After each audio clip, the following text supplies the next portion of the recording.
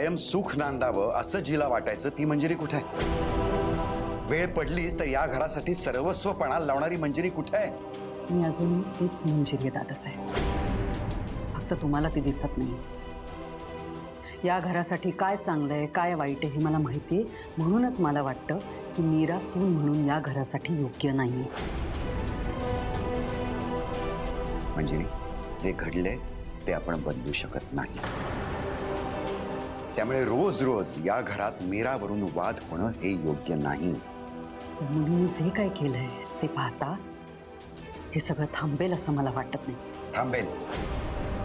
ते थांबवणं फक्त तुझ्या हातात आहे मंजिरी. मला आश्चर्य ह्याचं वाटतं की तुला हे सगळे प्रश्न पडतातच कसे. बस झालं मंजिरी. यापुढे प्रत्येक गोष्टीवरून मीराचा राग करणं हे बंद व्हायला हवं. तिचा जो मंगळसूत्राचा अपूर्ण राहिलेला विधी आहे तो आज पूर्ण व्हायला हवा.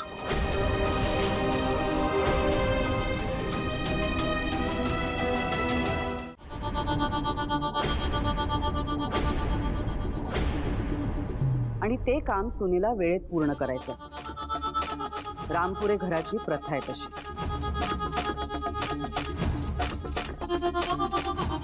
आईसाहेब सांगा ना, मला काय करावं लागेल? विधी सुरू होण्याआधी मी गणपती आणि महागौरी मातेची आरती करणार. नैवेद्यासाठी तुला 151 मोदक तयार करावे लागतील.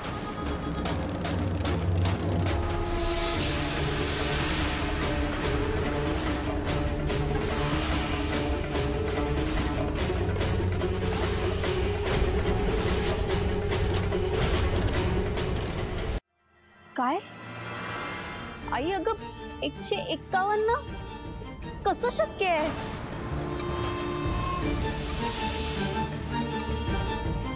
मी सांगितलं ना मगाशी, प्रथाच आहे तशी. सासूने सुनेला काम सांगणं आणि सुनेने ते काम वेळेत पूर्ण करणं.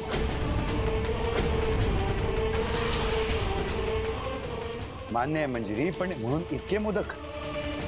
आई अगं, ही कोणती प्रथा आहे? अंबिका वहिनीच्या वेळेस ही प्रथा आपण केलीच नाही. अनन्या, तुला काय माहितीये ग या घरच्या प्रथेबद्दल? हा, अशी किती लग्न पाहिलीस तू? सांग ना.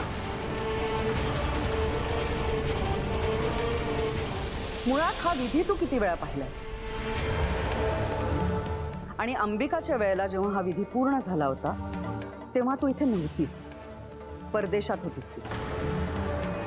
मंजिरी, दादासाहेब, हा विधी सासू आणि सुनेसाठी. तुम्ही सासरे आहात ना, मग मध्ये कशाला पडताय तुम्ही?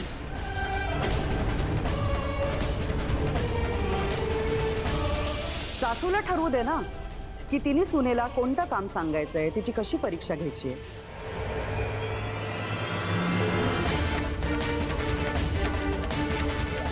घरच्या प्रथेने सासूला दिलेले अधिकार तुम्ही काढून घेणार आहात का? आईसाहेब, मला मान्य आहे तुमची अट. मी करेन मोदक.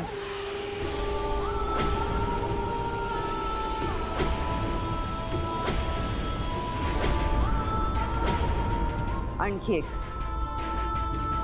तुला स्वतः देवघरात जाऊन हा मोदकांचा नैवेद्य दाखवावा लागेल.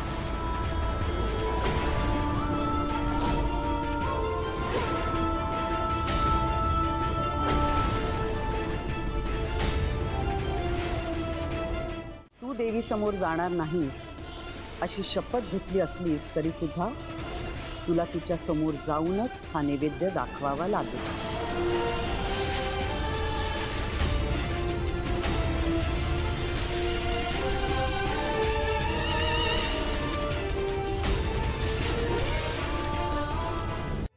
मीरा, हे 151 मोदक तयार करण्यासाठी तुझ्याकडे फक्त 2 तास.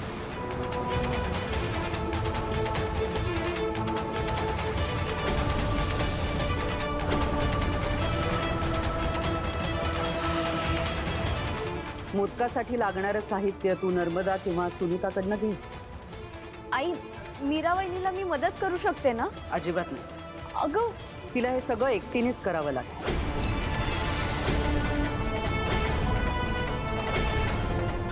रामपुऱ्यांच्या घरची सून होणं ही काय सोपी गोष्ट नाही. त्या सुनेची काय जबाबदारी असते हे मीरालाही कळू दे.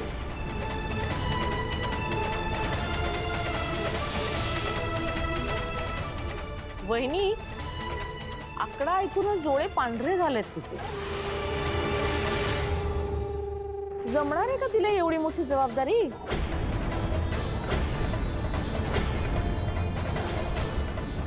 ते येणाऱ्या 2 तासात कळेलच. मीरा, नैवेद्य करताना काय सोवळ पाळावं लागतं ते तुझ्या लाडक्या काकांनी तुला शिकवलं असेलच, हो ना?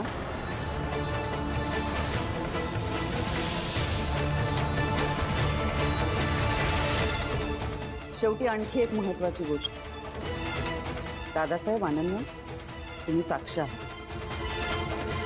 दिलेलं काम जर का मीराला वेळेत पूर्ण करता आलं नाही तर रामपुऱ्यांची सून म्हणून ती योग्य नाही हे आपोआप सिद्ध होईल.